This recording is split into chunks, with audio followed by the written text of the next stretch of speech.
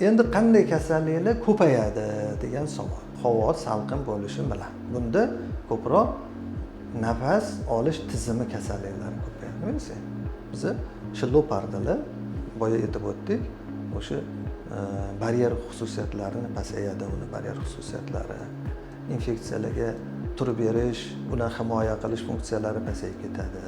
Ya'ni ko'proq bronxitlari bor, astmalari bor insonlar o'zini himoya qilish kerak albatta. Ularga birinchi navbatda tavsiya. Ikkinchisi, yurak qon tomir kasalliklari. Oldin infarkt o'tkazganlar bor, yurakning ishemik kasalligiga uchraganlar bor, keyin qon bosimi kasalliklari bor. O'zingizlar o'ylaylik, qon bosimi tez-tez o'zi u odamlarda oshib turadi. Endi sovuqda qon tomiri torayib ketgandan keyin bunaqa holatda ularda yanada ko'p uchrashi va og'irroq, yuqoriroq chiqib ketishi qon bosimi va krizlarga olib kelishi mumkin. Shuni oldini olish uchun o'sha dorilarni nima qilish kerak endi? Esdan chiqarmasdan o'z vaqtida ichib, dozalarini ham o'shanga yarasha tanlab, shu holatlarni qilib turish kerak.